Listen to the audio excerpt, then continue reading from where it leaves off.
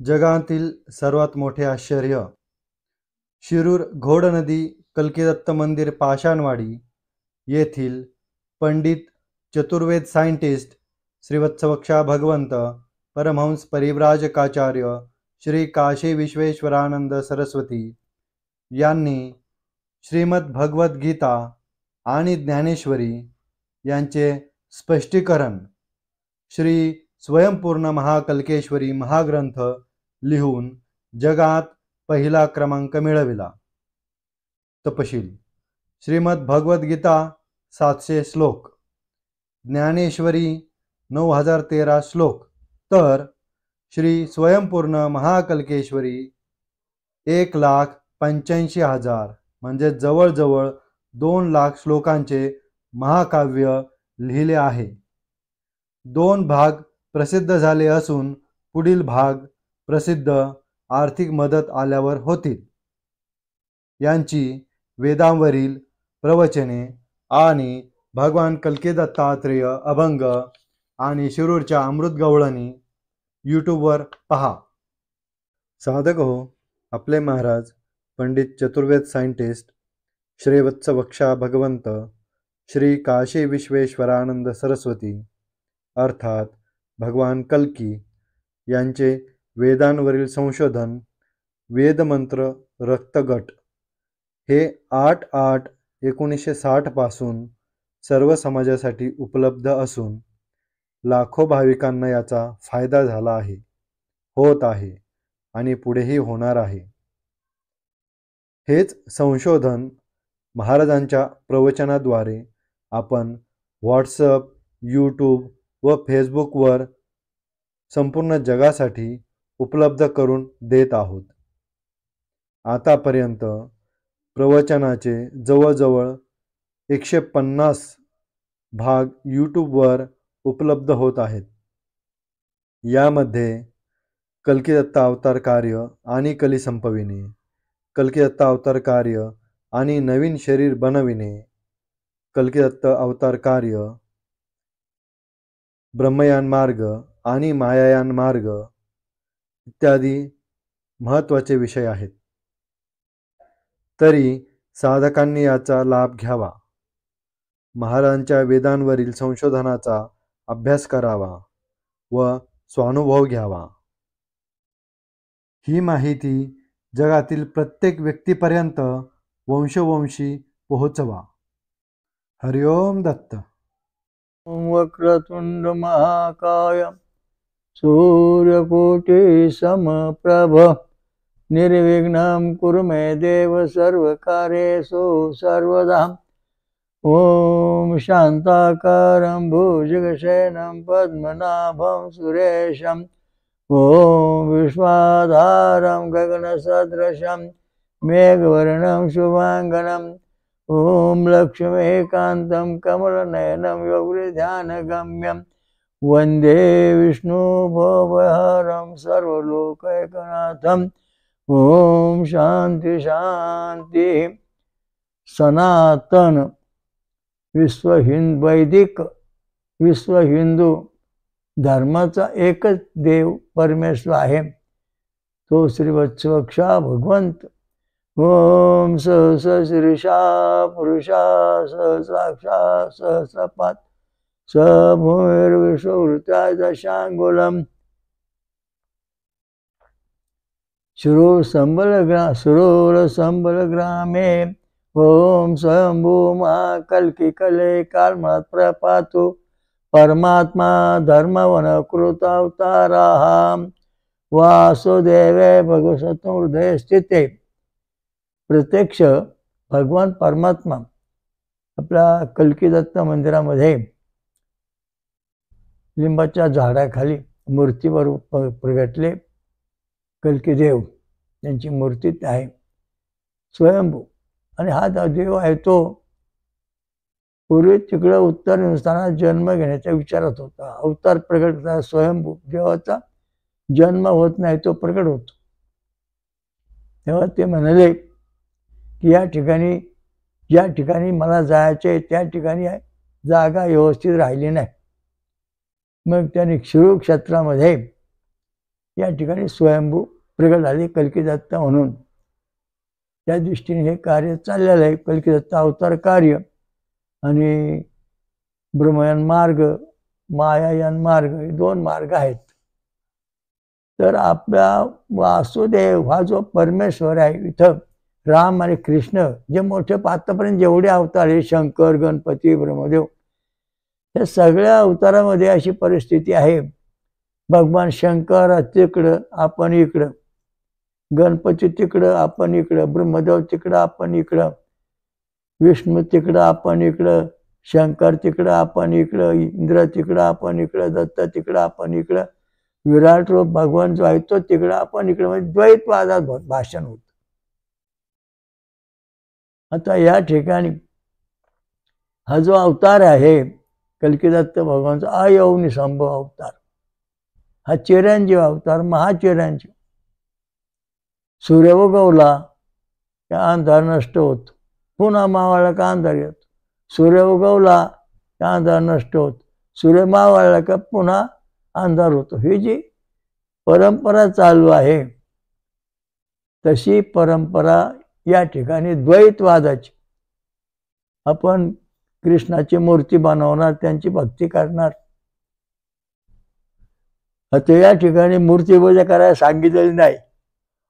या ठिकाणी फक्त वासुदेवे भगवते सत्वमूर्तौ हृदय स्थिते, ज्याचं हृदय परिपूर्ण सात्विक झाला असन, त्याच्या हृदयात हा भगवंत अंश रूपाने अवतरणार. म्हणजे प्रत्येक माणसाच्या शरीरामध्ये जेवढं जग आहे, जेवढे सात्विक साधू संत ऋषी मुनी आहेत, तेवढ्यांच्या हृदयामध्ये हा भगवंत अवतीर्ण होणार. म्हणजे प्रत्येक जीवाचं कल्याण करणार.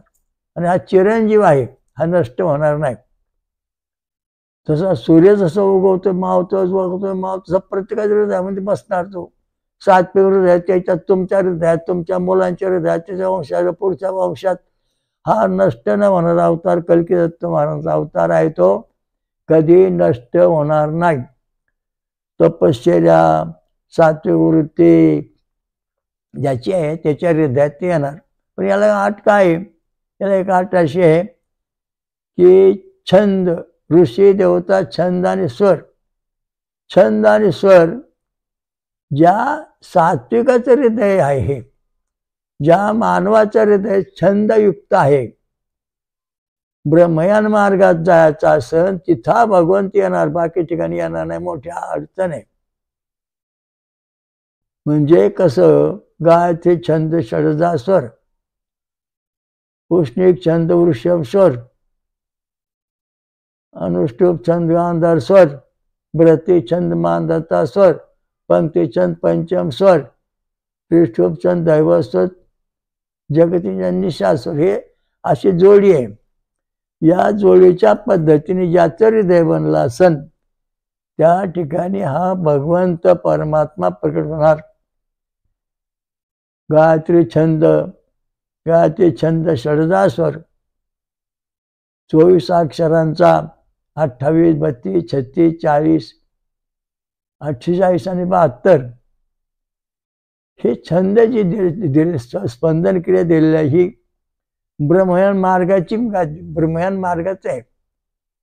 हे ब्रह्मयान मार्गाचं आहे. ज्याच्या हृदय सात्विक बनलंय, पण ते या मार्गात पाहिजे. एखादा आसन, एखादा म्हणला माझं हृदय सात्विक आहे, मी जन्मापासून काय खाल्लं नाही, पण सात्विक आहे, परंतु त्याचं शरीर गायत्री मंत्रयुक्त छंदात नाही, तिथं भगवंत प्रगट होणार नाही, होणारच नाही. जरी सात्विक असलं तरी ती अडचण आहे. म्हणजे तो ब्रह्मयान मार्गात येत नाही, तर तो माया मार्गात. कारण का, तुमचा गायत्री मंत्र जो आपण म्हणतो, ओम भूर्भुवः स्वः महाजना तपः सत्यम ओम तत्सवितुर्वरेण्यं भर्गो देवस्य धीमहि धियो यो नः प्रचोदयात्, हा जो गायत्री मंत्र छंद आहे, तो सुद्धा आपलं रूप बदलत चालतो. हाच मंत्र 24 अक्षर गायचे छंद षडजा होतो. हाच मंत्र 28 अक्षरामध्ये उष्णिक छंद वृषभ स्वर होतो. हाच मंत्र पुढं 32 अक्षरामध्ये अनुष्टुप छंद गांधार स्वर होतो. हाच मंत्र 36 अक्षरामध्ये ब्रज छंद गांधार स्वर होतो. हाच मंत्र पुढं 40 अक्षरामध्ये पंचम पंचम स्वर होतो. हाच मंत्र 38 अक्षरामध्ये त्रिष्ठुप छंद दैव स्वर होतो. हाच मंत्र 72 अक्षरामध्ये जगदीश निषाद स्वर बनतो. म्हणजे या जसं आपण याचा जप करू भरपूर तशी त्याची याची प्रगती होत जाते. म्हणजे जवारी तुम्ही लावली का? हो लावली. मग किती दाणा, एक दाणा लावला, एक कणी ताट उगवलं, तर पहिली कांडी आली, दुसरी आली, तिसरी आली, चौथी, पाचवी, सहावी, सातवी कांडी आल्यानंतर पुढच्या 8व्या कांडी दरम्यान कणीस यायला लागतं. मग त्या कणसाला पाकळ्या मग दाणे भरतात. मग ते एक दाणा असतो त्याचे हजारो दाणे तयार, विश्वरूप बनलं. म्हणजे एक बीजाचं विश्वरूप झालेलं आहे. तशा प्रकारचं पहिले कांडी रसाची ज्वारीची घेतली आणि आपण जर तोडली तर त्याच्यामध्ये एक पांढरा धागा, दुसऱ्या कांड्यात पांढरा, अशा 7 कांड्यामुळे एक पांढरा दोऱ्यासारखा धागावर येतो. आणि त्या धाग्यामध्ये संवेदना असतात. नुसता धागा नसतो, त्याच्यामध्ये संवेदना आणि आवाज असतो. तो आवाज टिपणे किंवा ऐकणे फार अवघड आहे, कारण तो अतिशय सूक्ष्म आवाज असतो. हा आवाज किती प्रमाणात चालतो याचं गणित सांगू शकतो आपण. आपल्या मेंदूच्या एका सेकंदामध्ये 40,000 स्पंदनं होतात. तसे ह्या जवारीच्या आतून जो बारीक तंतू आहे ना, तर त्या तंतूचा प्रति सेकंदा 40,000 स्पंदनं होतात. इतका सूक्ष्म पण तो ताट वाढत ना, तसं वाढत नाही. प्रत्येकाचा जीव वाढण्याकरता, प्रत्येक जीवाची निर्मिती होण्याकरता प्रति सेकंदाला 40,000 स्पंदन व्हावं लागतात, तेव्हा तो जीव कार्य करतो. हा शुक्राणू जरी असला प्रत्येकाचा, तरी तो एका सेकंदाला 40,000 स्पंदन निर्माण करतो, तेव्हा तो जन्माला येतो. आणि ज्या शुक्राणूमध्ये गणपती, सुदर्शन चक्र, शिवलिंग आहे, सूर्यनारायण चक्र आहे, तो शुक्राणू फक्त जन्म घेतो. बाकी शुक्राणू जन्म घेत नाही. याच्यामध्ये फार मोठी अडचण आहे. शुक्राणूचं पहिलं काय तयार होतं, साधी शेंगाला जशी शेंग घेतली की त्यात शेंगदाणे टरपाल तयार होत, तसं आधी जाळी तयार होती स्वर आणि छंद आणि स्वरांची. त्याच्यात तो मगज म्हणजे त्याच्यामध्ये ते घटक द्रव्य तयार होऊन मग तो शुक्राणू किंवा शेंगदाणा बनतो. हा महत्त्वाचा मुद्दा आहे. म्हणजे प्रत्येक ठिकाणी ही जी स्पंदन क्रिया आहे ती एका सेकंदाला 40,000 इतक्या वेळा स्पंदन होतं, तेव्हा ते शेंग आणि टरपल तयार होत. बोरे झाडावर ज्वाळी असते, तिच्या तोंडातून धागा निघतो. तो धागा सुद्धा एका सेकंदाला 40,000 स्पंदन करतो, तेव्हा तो धागा तयार होतो. इतकं ते सूक्ष्म ज्ञान आहे. तसं आपल्या शरीरामध्ये हे जे मज्जातंतू आहे सगळे, हे एका प्रति सेकंदाला 40,000 वेळा अति सूक्ष्म स्पंदन करतात. आणि एका मिनिटाला फक्त आपण 60 ते 72 मोजू शकतो. इतकं सूक्ष्म स्पंदन मेंदू होतात. शुक्राणूचा आधी मेंदू तयार होतो, मग त्याच्यानंतर त्याचं कपाळ तयार होतं, नंतर त्याचा घसा तयार होतो, त्याच्यानंतर त्याची छाती तयार होते, त्याच्यानंतर त्याची बेंबी तयार होते, त्याच्यानंतर त्याचं प्रजापती तयार होते, त्याच्यानंतर त्याचं शेपटे तयार होते. अशा छंदातून हे सगळं त्याचं जीवन तयार होतं. आणि तो शुक्राणू छंदातच असला पाहिजे. आणि ती जी प्रजा आहे त्या प्रजेचं हृदय सात्विक असलं पाहिजे. त्याच्या हृदयामध्ये परमात्मा प्रगट होतो. इतका अवघड गोष्ट आहे. आता याच्या बाहेर ही ब्रह्मज्ञान मार्गातली गादी, ज्याचं हृदय समजा गायत्री मंत्राने युक्त आहे आणि हृदयामध्ये 24 अक्षराचं त्याचं कवच बनलेलं आहे. आणि त्या कवचामध्ये प्रति सेकंदाला इतकं स्पंदन आहे. त्याच्या शरीरामध्ये भगवान परमात्मा अवतीर्ण होतो, इतरांच्या होत नाही. इतका अवघड आहे. ऋषी मुनी संत साधू संत कोणते? फळं खाऊन दूध पिऊन राहणारे यांच्या शरीरामध्ये हे सात्विक रथ आहे, हा ब्रह्मज्ञान मार्ग आहे. आणि दुसरा जो मार्ग आहे, समजा तुम्ही काय तुम्ही जपताय पण त्याचे छंद त्याचे स्वर 25 आहेत, तुम्ही उष्णिक छंद जपता ते 29 म्हणते छंदन आहेत. तर समजा तुम्ही अनुष्टुप छंद गांधार स्वर आहे तो 34 36 35 मध्ये चालला 34 मध्ये. जर तुमचा रेचन मादांचा स्वर आहे 36 अक्षराचा स्पंदन क्रियाचा तो 37 मध्ये आला. नंतर तुमचा पंक्तीचंद पंचम स्वर आहे 40 अक्षर तो 41 42 43 मध्ये आला. आणि जर तुमचा त्रिशुभ छंद हा 38 अक्षर आहे तो 49 50 51 मध्ये आला. आणि जर तुमचा जगत निशा स्वर आहे तर तो 72 73 74 मध्ये आला. या ठिकाणी मायायान मार्ग तयार होतो आणि याच्यामध्ये राक्षस संत जन्माला येते. देव संतती आणि मानव संतचा जो वंश आहे तो गाय छंद आणि स्वरामध्ये जन्माला येतो. याच्या थोडं बाहेर गेल्यानंतर मग हा राक्षसी वंश जन्माला येतो. राक्षसी जन्मले. राक्षस का जन्मले? तर तुमचे छंद जे आहेत गायत्रीचे ते 24 आहेत आणि राक्षस तोच छंद म्हणणारा जर चुकला तो मायावी मार्गात जातो. म्हणजे 25वा आला का तो राक्षस जन्माला आला.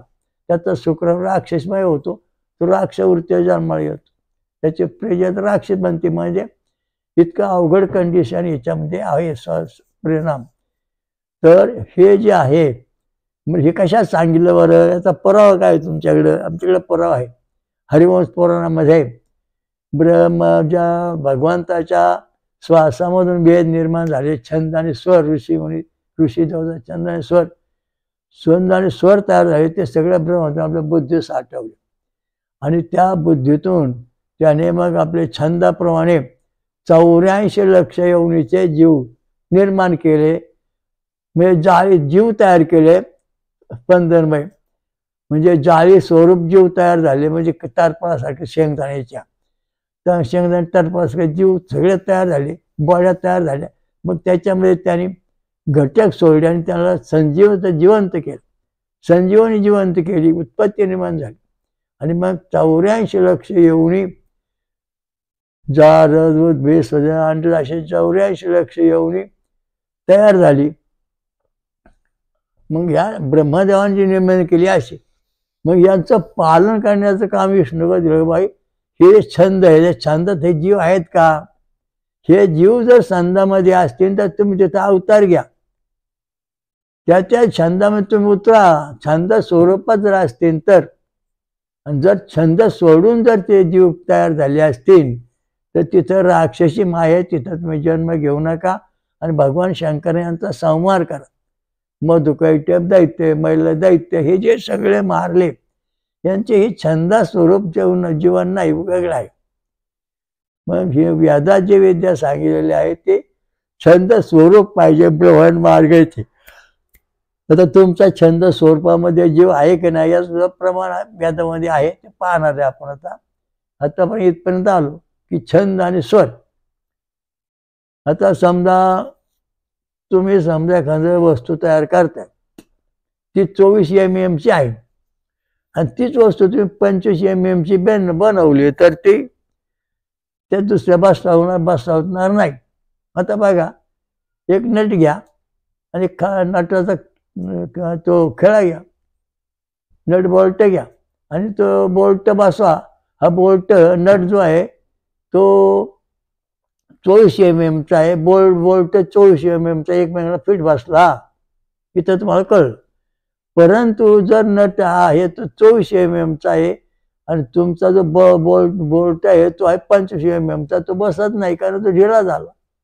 किंवा तो 22 चा आहे का 21 आहे तो त्याला बसत नाही, ढिला झाला. कारण त्याच्या इथं जी तुमची बुद्धी चालते विज्ञानामध्ये, तशी वेदामध्ये जी बुद्धी आहे, वैशिष्ट्य आहे ते असं आहे की तुमचा छंद म्हणजे नट आणि बोल्ट जसा 24 आहे, 24चाच नट आहे 24चाच बोल्ट आहे, ते एकमेकांना फिट बसतात. हे सिद्धांत मला पटला. तशा प्रकारचं तुमचं हृदय गायत्री मंत्रयुक्ताने सात्विक वृत्तीचं जर 24च असे स्पंदन क्रियेत असन तरच भगवान तुमच्या हृदयात उतरण, तसा उतरू शकत. जरी तुम्ही सात्विक असले उतरू शकत नाही, ते मोठी अडचण आहे. आम्ही दूध पितो, फळं खातो, आम्हाला देव प्रसन्न होत नाही, लय कष्ट केले असे म्हणणारी माणसं मला भेटतात. परंतु तुमच्या शरीराचा जो व्होल्टेज आहे, तो छंद आहे, तो छंद स्वरूप तुमचं शरीर पाहिजे. त्याला पुरावा काय? याला पुरावा आपण शोधलेला आहे. FCG म्हणजे वेद छंदो काळडीगाम हे आपलं संशोधन 1859 साली आपण जगात प्रथम मानलेलं आहे. त्या दृष्टीने याचा पुरावा तयार झालेला आहे. समजा तुमचे गायत्री मंत्र तुम्ही छंद गायत्री छंद म्हणलो, आता आपण समजा तर तुमच्या शरीरामध्ये गणपती अवतीर्ण होणार आहे. आता गणकृषी गणपती देवता निचूर गाय छंदा षडजा स्वरा ही झाली 24 अक्षर. आता 24 अक्षरे झाल्यानंतर तुमच्या शरीरामध्ये 24 अक्षर छंद उमटलाय आणि गणपती महाराज तुमच्या शरीरात अवतीर्ण झाले, म्हणजे चतुर आलेले आहेत. नंतर तुमचा अनुष्टुप छंद गांधार स्वर आहे. या ठिकाणी 32 अक्षरी छंद आहे, स्वर आहेत, स्पंदन आहेत. म्हणजे तुमचं शरीर ब्रह्म, तुमचं हृदय विष्णुमय स्वरूपात झालेलं आहे. त्यामुळे ठिकाणी विष्णू अवताराचा विष्णू भगवान अवतीर्ण होणार. त्यानंतर तुमचं जर छंद हृदयाचा छंद जर तुमचा 36 असेल, ब्रेचन मान दंता स्वर हे जर स्वरूप तुमचं असेल तर त्या ठिकाणी भगवान शंकर प्रगट झाले. तुमचा छंद जर समजा 40 अक्षराचा असेल, पंचम स्वर, तर त्या ठिकाणी इंद्रदेव प्रगट होणार. तुमचा छंद जर 28 अक्षराचा असेल हृदय, आणि जर त्याच्यामध्ये जर समजा तो स्पंदन असेल 28 अक्षराचं हृदयामधलं, तर तुमचा तावतर प्रगट होईल. तुमचा छंद जर 72 अक्षराचा असेल जगचंदिशा स्वरूप, तर त्या ठिकाणी विश्वरूप प्रगट होईल. म्हणजे आपल्या शरीराचा विकास असा होतो, ही ब्रह्मज्ञान मार्गाचं मार्गदर्शन आहे. आता याच्यामध्ये एक विषय राहिला ब्रह्मदेवाचा. ब्रह्मदेवाचा 28 वृश्चिक छंद वृषभ स्वर हे जर 28 स्पंदन आपल्या शरीरात असतील हृदयामध्ये, तर ब्रह्मदेव ताकद तयार होईल. म्हणजे आपला ब्रह्मदेवाचं ज्ञान होईल. ब्रह्मदेव आपल्या शरीरात येऊन बसणार, म्हणजे प्रत्येक जो भगवान परमात्मा वासुदेव आहे तो आपल्या हृदयात येणार आणि आपल्या तसंच ज्ञान प्रगट होणार. म्हणून आता या ठिकाणी आपला हे मोजून पाहिजे.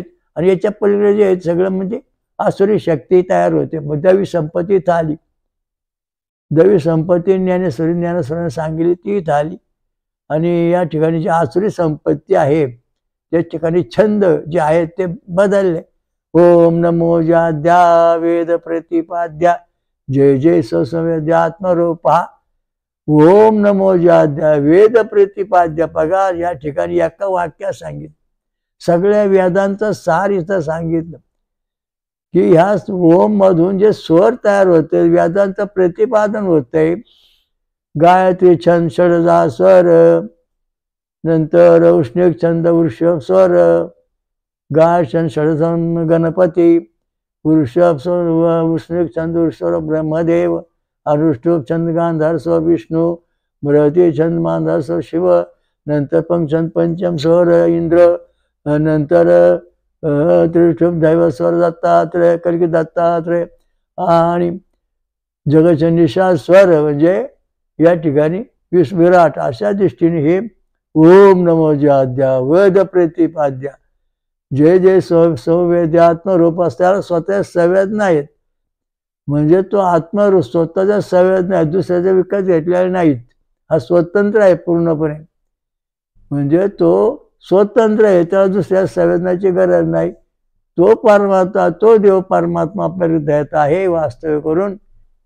या ठिकाणी सर्वात द्वैतवाद अद्वैतवाद सगळ्या वादांना ज्ञानेश्वरांनी तिलांजली देऊन टाकली आणि स्वतःचा नवीन अस्तित्व निर्माण केलं.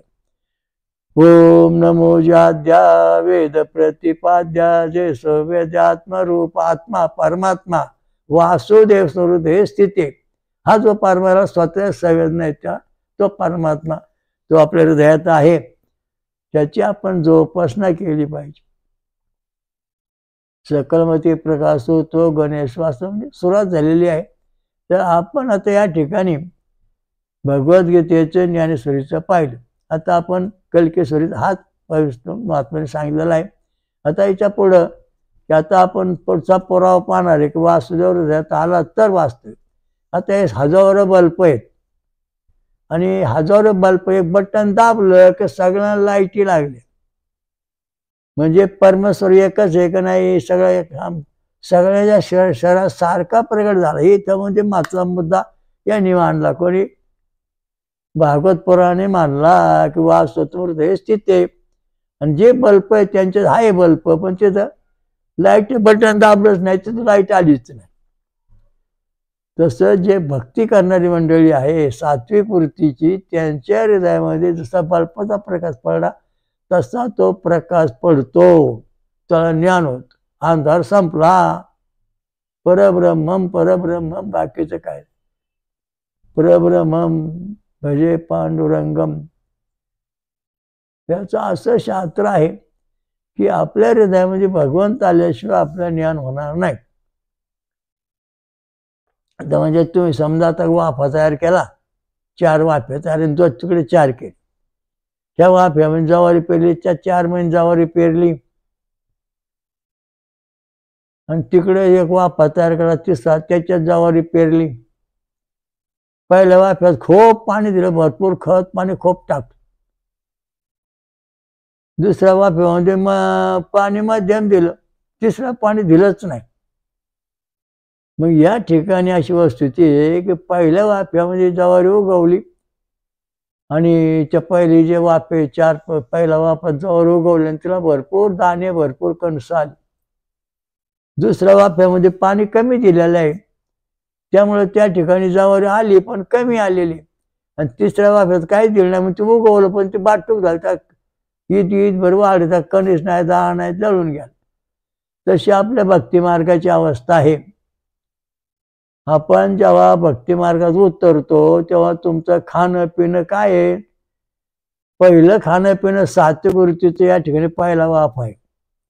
त्या पहिल्या वाफेमध्ये खाणं पिणं खत पाणी भरपूर दिलंय म्हणून पीक भरपूर आले, म्हणून वासुदेव सत्वहृदय स्थित आहे, इथं सात्विक वृत्ती आली. 2रा वाफा जो आहे तो रजगुणी आला, त्याला कमी पाणी दिलं, म्हणजे वरण भात आमटी खाणारी माणसं इथं आली, त्यांना कणस ज्वारी कमी आली. आणि ते 4था तमोगुणी आला, तो वाढला आणि तिथंच संपला. म्हणजे तो आला अमंगल खाणारी माणसं, दारू गांजा अफू पिणारी, हे सगळे जी माणसं आहेत ती तमगुण म्हणजे भूतियान मार्गात आली. भूतियान मार्गाला जो वाफ आहे त्याच्यात त्याला कणस आली, वाढलं, ईदभर बाटूक झालं. नंतर पितृयान मार्गाचे जे आहेत त्यांच्या वाफ्यात निम पाणी दिलं, तिथं निमच पीक आलं. आणि जे देवयान मार्गाचे आहेत तिथं मात्र भरपूर पाणी दिलेलं आहे, भरपूर पाणी. आता देवाचं भक्ती सतत केली पाहिजे. काय काय म्हणते आम्ही महिने पूजा करतो देवाची, मग तुमचे उत्पन्न जे आहे ना तुमच्या शरीरातलं ते 3ऱ्या वाफ्यासारखं आहे. काय जण म्हणतात आम्ही आठवड्यान दिवस जमन तेव्हा पोहोचतो, 2ऱ्या मार्गासारखं आहे. आणि काय म्हणते आम्ही 24 तास देवाची भक्ती करतो, ते पहिल्या नंबर सारखं आहे सात्विक वृत्तीचं. अशा दृष्टीने हे सगळं परिणाम आहे. बघा हे वाफ्या आपण इथं भरले आणि मग आता समजा या पीक चांगलं आलं, तर तशा दृष्टीने सात्विक वृत्ती जी आहे 1 नंबरची ती आपल्या हृदयात पाहिजे. असं कलियुगामध्ये उपदेश केलेला आहे. कलियुगामध्ये उपदेश केला. भागवत पुराण 12वा स्कंद 2रा अध्याय 22व्या ओळीत काय सांगितलं. वासुदेवे सत्वहृदय स्थिते तेषम प्रजा सविष्ण, त्यांची प्रजा जेव्हा सात्विक होईल तेव्हा सर्वांच्या ठिकाणी परमेश्वर सारखा येईल. आता इथं आपल्या गावामध्ये किंवा प्रत्येक जगामध्ये तुमचे आता लाईटी बिल बल्ब लावलेले आहेत, पण ज्यांनी बटणं दाबली त्यांच्या घरात प्रकाश पडला. पण ज्याने बटन दाबलं नाही त्याचा प्रकाशच पाळला नाही, ज्याने हरिनामच घेतलं नाही, देवा चिंतन केलं नाही, भक्ती केली नाही, त्या अंधार तुमच्याकडे सगळं आहे पण तुम्ही बटन दाबलं नाही. तुझं आहे तुझं पाशी पण बटन नाही दाबलं, त्यामुळे तुम्हाला लाईट नाही. ज्याने बटन दाबलं त्याला लाईट आहे. ज्याने गुरुमंत्र घेतला, ज्याने संप्रदायात आला, ज्याने भक्ती करायला सुरुवात केली तिथं आला. आपल्या धर्मामध्ये हिंदू धर्माचे तुकडे तुकडे झाले, त्यामुळे सगळ्यांचं वाटव झालं, सगळ्यांना एक जिन्सपणा आलेला नाही. हा गणपतीचा अवतार, हा शंकराचा अवतार, हा ब्रह्मदेवाचा अवतार, हा विष्णूचा अवतार, हा दत्ताचा अवतार, अशा दृष्टीने ज्या काही कल्पना मांडल्या, सटवाय मावल्या, अमुक सगळे देण्या निर्णय मांडले, त्यामुळं प्रत्येक जीव त्या त्या भागात पळत सुटला. हा प्रसन्न होईन, तो प्रसन्न होईन. एका भाकरीचे 33 कोटी तुकडे, हे 33 कोटी तुकडे तुम्ही खा घेतल्यानंतर एक तुकडा तुम्हाला मिळाला, अख्खी भाकर मिळाली नाही तर तुमचं पोट भरणार नाही, तुम्ही तडफड तडफड तडफड होणार. सगळी भाकर खाली जाऊन पोट भरणार. तेव्हा 33 कोटी जे देव आहेत किंवा जे अनंत कोटी ब्रह्मांड आहे ते सगळं सहस्र शीर्षा पुरुषा सहस्रपाद हा जो परमेश्वर आहे याच्याकडे आहे, हा जो मुख्य देव आहे.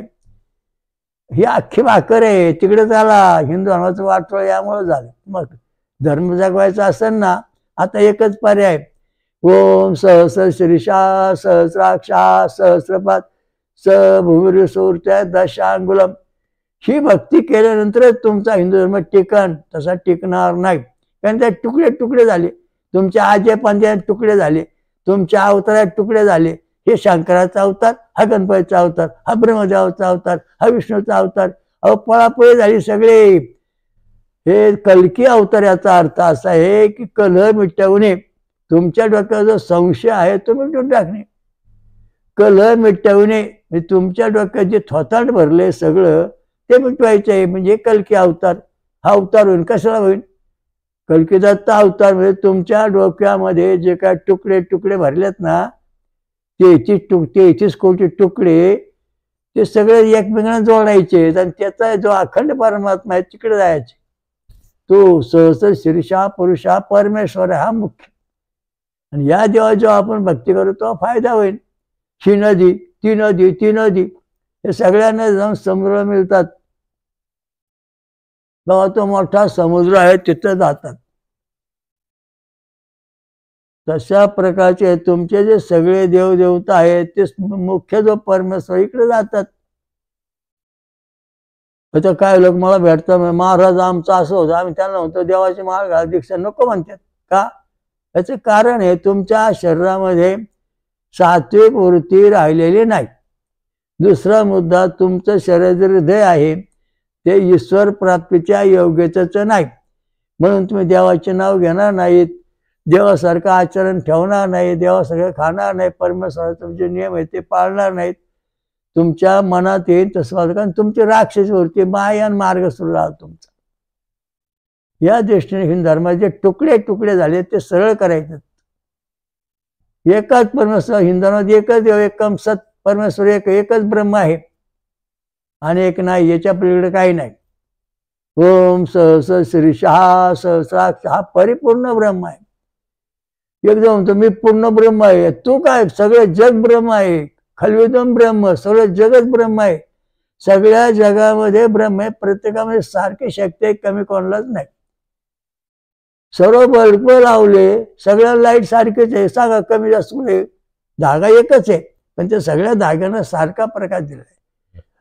तो जे ब्रह्म आहे हे ब्रह्म, हे ब्रह्माला सगळे बल्ब चिकटले म्हणून लाईटी लागल्या. जे बल्ब ब्रह्माकडे आलेच नाही त्यांना लाईटी लागल्याच नाहीत. तसं मूळ परमेश्वराकडे गेल्याशिवाय आपलं कल्याण होणार नाही. तेव्हा हिंदू धर्म टिकवायचा असेल तर तुम्हाला ओम सहस्र शीर्षा पुरुषा पुरुषयुक्त वेदामधलं पाठ केलं पाहिजे, त्याचा अभ्यास केला पाहिजे, त्या देवा साक्षात्कार झाला पाहिजे. तेव्हा तुमच्या जीवाचा पूर्ण विकास होईल, तसा तुमचा विकास होणार नाही. तुम्ही निर्णय देवा जाऊन राहणार, गेला गणपती गेला, कोणी विष्णुपात गेला, ब्रह्मलोकात विष्णुपात, कोणी गेला ब्रह्मलोकात, कोणी गेला विष्णूत, कोणी गेला शंकरात, असे दत्त लोक, असे निर्णय तुमचे तुम्ही जाणार, देवलोकात जाऊन राहणार. मग तिथं गेला तर पुन्हा जन्म तुम्हाला घ्यावा लागते. पुन्हा जरी तुम्ही देव मानव झाले तरी तुम्हाला भीती आहेत. जे मूळ ब्रह्म आहे सहस शीर्षा पुरुषात त्याची भेट झाल्याशिवाय आपली शांती होणार नाही, मिळणार नाही. आता या ठिकाणी राम कृष्ण सगळे अवतार, शंकर भगवान, हा शंकर भगवान दूर, आपण वेगळे, राम वेगळा आपण वेगळे, याच्यामध्ये अशी भक्ती द्वैत भक्ती आलेली आहे. 9विधा भक्ती प्रकार सांगितला. एकविधा भक्ती आपल्या करायची, 9विधा भक्ती करायची नाही, एकविधा. तेव्हा आपला विकास होईल. हिंदू धर्म टिकणार नाही. कारण का तर सर्व एकत्र आले. आता तुम्हाला सांगितलं बा ही एक काठी मोडा, तुम्ही लगेच मोडून टाकली. पण जेव्हा 100 काठी एका ठुल्या आणि मोडा, ते काठी मोडणार नाही, तुटणार नाही. ती मोड्या तुम्हाला तोडता येणार नाही. तर खरी शक्ती इथं आहे. परमेश्वर शक्ती सगळीची पुढे आहे. सहस्र शीर्षा पुरुष इथं आहे. ती आपल्याला मिळवायची, त्याची भक्ती करायची. आयुष्यावरती पिढी जात ही भक्ती करा, युग युग ही भक्ती करा. तेव्हा तुम्ही श्रीमंत होता. कोणते काय पाहिजे रिधी सिद्धीचे प्राप्त होईल आणि तुम्हाला परमेश्वर प्राप्त वंश परंपरा टिकून राहील. हिंदू धर्म काम टिकवायचं असेल, काढ्या दिंड्या, ही चालली पंढरपूरला, ही चालली बाबा इकडं शंकराला, ही चालली गणपतीला, ही दिंडी चालली कुठं आणखीन मरी यायला, ही चालली बोर्ड खेळायला, ही चालली मसोबाला, ही चालली याला. ह्या ज्या दिंड्या तुमच्या आहेत ह्या निर्णया देवाकडे चाललेल्या आहेत. त्यामुळं ह्या दिंड्या पूर्ण नाहीत, अपूर्ण आहेत. एकाच देवाकडे सगळ्या दिंड्या, एकाच देवाकडे सगळं चाललं पाहिजे. सर्व दिंड्या चालल्या तरी त्या दिंड्या निर्णय देवाकडे निर्णय मार्गाने गेल्या, चुकीच्या मार्गाने गेलेल्या आहेत. त्यामुळं त्या पूर्णत्वाला पोचत नाहीत. ओम सहस्र शीर्षा पुरुष हा कोण आहे? पांडुरंग. हा कोण आहे? राम. हा कोण? कृष्ण. हा शंकर. हा ब्रह्मदेव विष्णू. सगळं एकच आहे. तुम्ही ज्या भगवान परमात्म्याकडे पाहता ओम सहस्र, त्याच्यावरून तुम्हाला सगळे देव ऋषी मुनी देवी सगळे एकरूप दिसतात. आत्मा एकच आहे. ओम नमो आद्या वेद प्रतिपाद्या सवेद आत्मरूपा, एकच परमात्मा आहे, अनेक नाही. तिथं सगळ्यांचं एकमत झालं पाहिजे. या पद्धतीने तुमच्या काय म्हणजे तुम्ही काय एकता काढली, हिंदू एकता काढली. हिंदू एकता कुठे टिकती? तुम्ही हिंदू एकता काढली, पण त्या प्रत्येकाची भक्ती वेगळ्या मार्गाने नाही. पंढरपूरला दिंडी निघाली, कुठं काशीला निघाली, निर्णय देवाला चालली. ह्या दिंड्या तुमच्या किंवा तुमचा प्रवास जो आहे तुम्ही निर्णय देवाला भेटताय, त्यामुळं तुमचा विकास होणार नाही, झाला पण नाही. एकम सत ही कल्केश्वरीची घोषणा आहे. एकोहम बहुश्याम, बहुश्याम एकोहम हिंदू धर्माचे मुख्य तत्व आहे. या तत्वा जेव्हा तुम्ही येता तेव्हा तुम्हाला सुख शांती समाधान मिळणं. आपला एकच देव आहे, परिपूर्ण परम ब्रह्म श्रीवत्सवक्षा भगवंत. सहस्र शीर्षा सहस्राक्षर, त्याची भक्ती त्याला जाऊन भेटला. महासागर, त्याचा अंत लागत नाही. सगळ्या जगाला व्यापून तो दशभुज म्हणजे कल्की दत्त महाराजाचा प्रगट झाला. त्याचा अर्थ असा आहे एकमुखी दशभुज देव का? त्याला स्वशास्त्रे प्रमाणे ओम सहस्र शीर्षा सहस्राक्षा सहस्रपाद सहभूर्षोहृतय दशांगुळम, सगळ्या जगाला व्यापून व्यापून हा परमात्मा इथं उतरला. तो आपल्या हृदयात जेव्हा येईन तेव्हा आपलं कल्याण होईल. तसं होणार नाही. आता याच्या पुढे काय सांगितलं म्हणून थोडंसं पाहू. अलग लक्षात श्लोक काय ते पाहू. ओ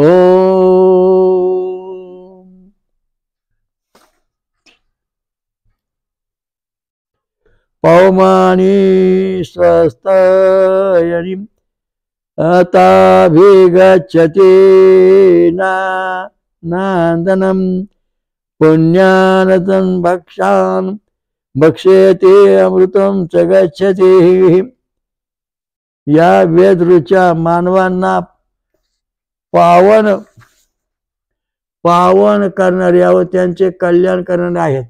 वेदामधल्या रुच्या ज्या आहेत म्हणजे रुच्या म्हणजे परमेश्वर वचन, परमेश्वरानं आपल्याला घालून दिलेले नियम आहेत ते वेदात आहेत. हिंदू धर्माचे मुख्य ग्रंथ ऋग्वेद, यजुर्वेद, अथर्ववेद 4 वेद आहेत. ते 4 एकच मत, एकच परमेश्वराची भक्ती करण्यास सांगितले. निर्णय रूप दाखवली पण तत्वज्ञान एकच.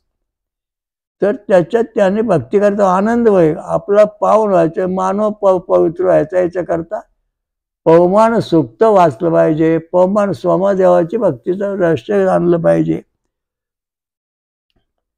या ऋचांचा अभ्यासक, पाठक व उपासक अशा व्यक्तीने या पवमानी ऋचा व जर नियमितपणे पठण केला तर तो उपासक आनंदपूर्वक व कल्याणकारक आहे.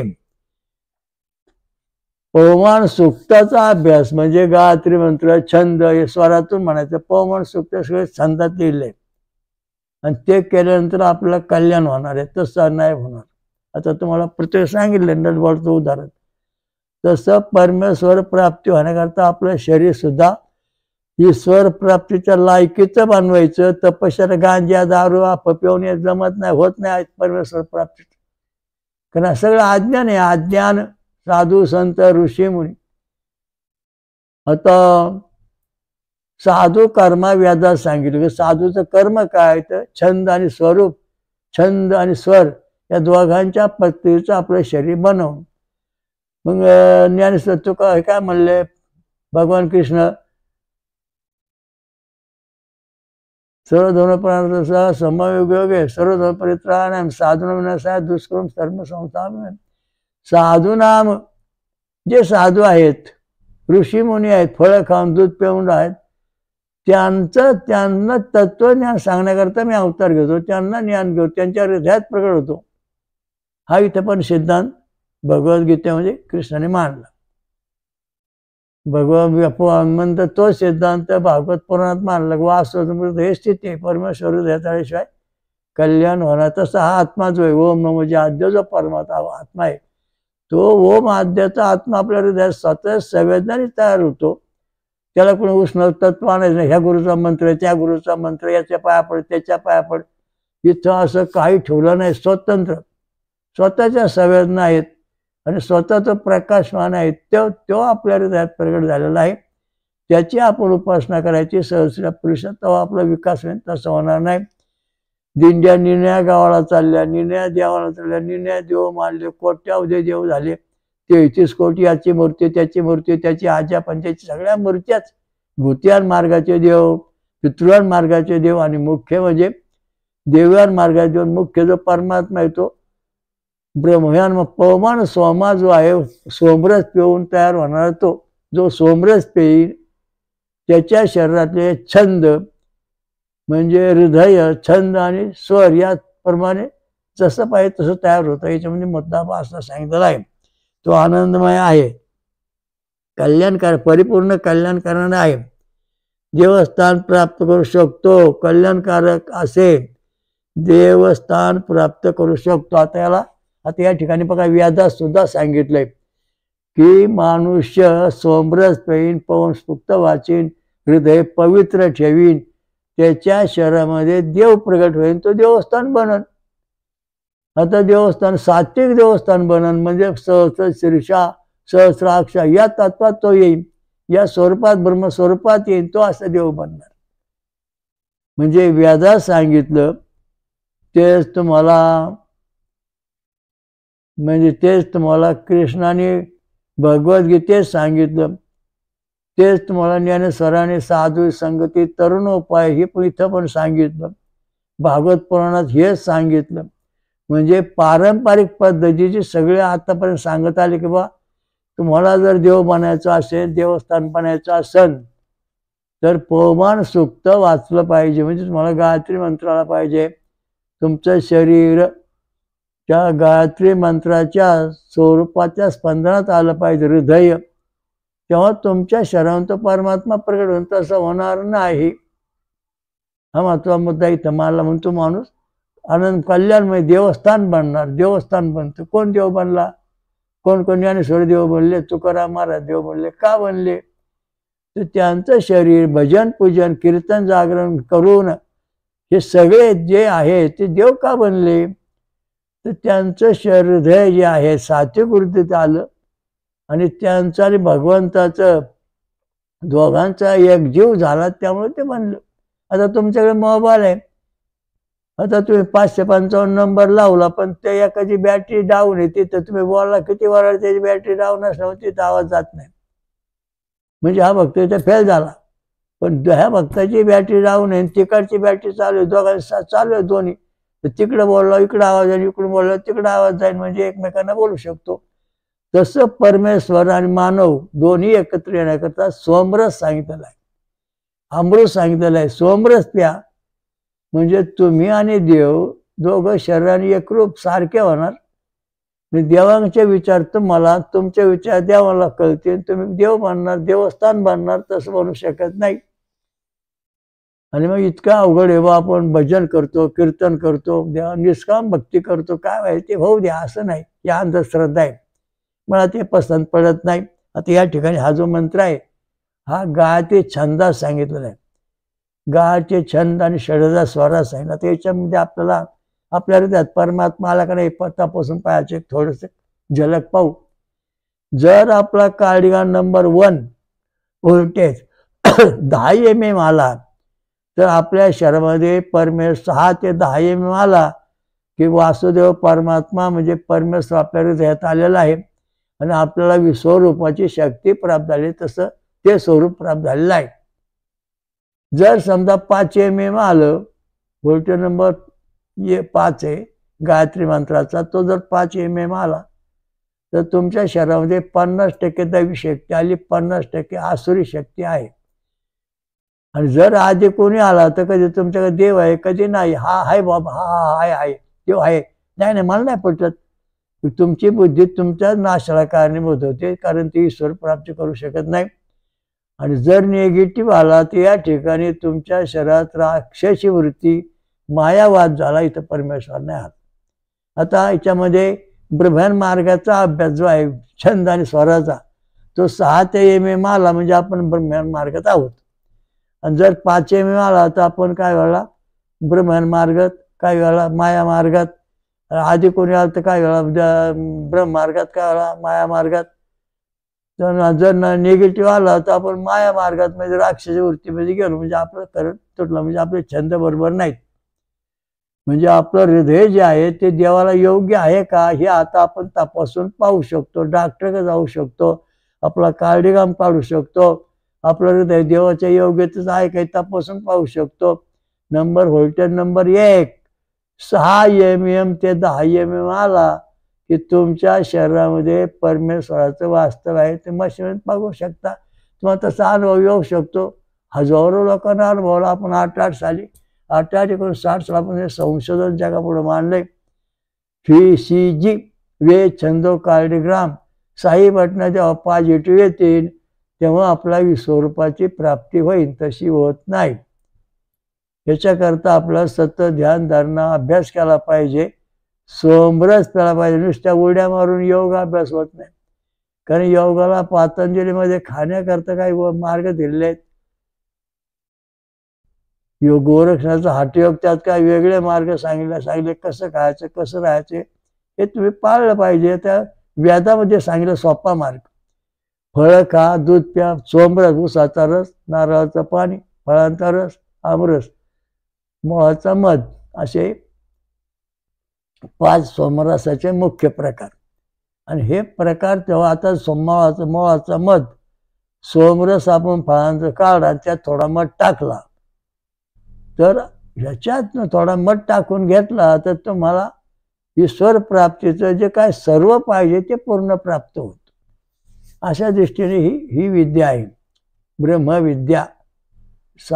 ब्रह्मयान मार्ग जो आहे तो असा आहे आणि माया मार्ग असा आहे. याच्यामध्ये इकडे पळापळी आपण होणार एकनिष्ठ. ओम सहस्र शीर्षा पुरुषा सहस्राक्षा सहस्राक्षा सहस्राक्षा सहस्रपात सहभूरिशवृत दशांगुलम श्री गणेशाय नमः असं म्हणायचं. मग आता विष्णू ओम सहस्र शीर्षा सहस्राक्षा सहस्रपात सहभूरित दशांगुलम ओम नमो भगवते वासुदेव असं म्हणायचं. ओम सहस्र शीर्षा सहस्राक्षा सहस्रभूरित दशांगुलम ओम नमो नमः शिवाय असं म्हणायचं शंकराचं. ओम सहस्र शीर्षा सहस्रपात सहभूरित दशांगुलम. मग या ठिकाणी ओम नमो भगवते सूर्यनारायण असं म्हणायचं. नंतर तुम्ही समजा ओम सहस्र शीर्षा सहस्राक्षा सहस्रपा सहृत्या दशांगुलम ओम दत्ता ओम नमो भगवते दत्तात्रय ओम नमो श्री भगवते दत्तात्रय असा मंत्र म्हणा. ओम सहस्र शीर्षा सहस्राक्षा सहस्रमूर्त्या दशांगुलम ओम विश्वरूपाय भगवंताय नमो नमः.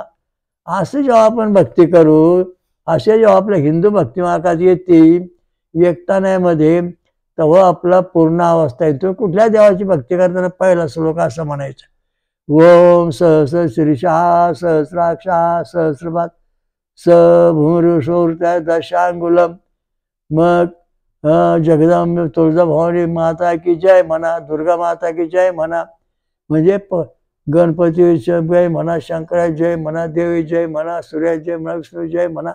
पंचायतन जरी तुम्ही पूजा करताना मंत्र म्हणून असं म्हणत, तेव्हा आपला पूर्ण शक्ती म्हणजे भगवंत परमेश्वर आपल्या हृदयात येईल, अवतीर्ण होईल. मग आपल्या जगाचं ज्ञान तसं होणार नाही. बल्बात जर लाईट आली नाही तर घरातला अंधार संपन का? अजिबात संपत नाही. बल्बात जेव्हा लाईट येईल बटन दाबलं तर घरातला अंधार संपला. म्हणजे भक्ती मार्गाचं बटन चालू केलं पाहिजे, ज्ञान प्राप्त करा. भक्ती मार्गाचं वचन केलं पाहिजे, रामकृष्ण आहे. भक्ती मार्गात सुरू करा, गायत्री मंत्र म्हणलं पाहिजे, आपला सोम म्हणजे पवमान सोम मंत्र म्हणलं पाहिजे. नंतर आपला आहार सात्विक असला पाहिजे, फळ आणि दूध याच्यावर जास्त जोर द्यायचा, आणि बाकीचं शाकाहारात राहायचं. म्हणजे तुम्हाला ईश्वर प्राप्ती झाली. आणि प्रत्यक्ष तपासून पहा ना, कशाला डोक्याला खोराक करता, ईशीची काढा उद्या. आणि साई बटणं 6 ते 10 महिने आली की खरा परमेश्वर जो आहे ओम सहज शीर्षा स आपल्या हृदयात आलेला आहे. कृष्णाचे विश्वरूप आहे, ते विश्वरूप आपल्या प्रगट होत आहे. असा हिंदू तयार झाला पाहिजे. प्रत्येक हिंदू ऋषी मुनी साधू संत अशा अवस्थेत आले पाहिजेत, तेव्हा हिंदू धर्म टिकन, तसा टिकणार नाही. कारण आतापर्यंत जे बुळबुळे धर्माचे जे तुकड्या काय ते एक झाले पाहिजेत. हिंदू धर्माचं पुनर्जीवन करणे हा आपला मुख्य उद्देश. त्या दृष्टी आपण हा आजचा प्रवचनाचा विषय तुम्हाला सांगितला. ब्रह्मायन मार्ग आणि मायान मार्ग कसा चुकतो, अति सूक्ष्म तत्वज्ञान सांगितलं. त्याप्रमाणे असाच विधी आपण थोडं सांगत चालणार आहोत. आणि हे जे माझं म्हणणं आहे सगळे जागा पुढं मांडा. तुमचं काय म्हणणं आहे त्याला मला परत सांगा, म्हणजे मला पुन्हा काय तुम्ही चुका असेल ते दुरुस्त करता येईल. ओम स्वयंभू विश्वराजा श्री अमृत मंथनेश्वर कल्किदत्त महाराज की जय. स्वयंभू महापंचसागरेश्वरी महादुर्गा माता की जय. अनुसया माता स्वयंभू हात्री सिंह की जय. स्वयंभू अनुसया माता की जय. स्वयंभू सर्वदेव देवता की जय. साधु संतन की जय. धर्म की जय हो, धर्म की जय हो, धर्म की जय हो. हरिओम दत्त. ओम शांती शांती. साधक हो श्री वत्सवक्षा भगवंत परमहंस परिव्राजकाचार्य श्री काशी विश्वेश्वरानंद सरस्वती महाराजांची ही वेदांवरील प्रवचने अमूल्य असून भौतिक, दैविक व आध्यात्मिक प्रगतीसाठी अत्यंत महत्त्वपूर्ण आहेत. त्यामुळे हे जास्तीत जास्त शेअर करा, लाईक करा आणि सबस्क्राईब करा. हरिओम दत्त.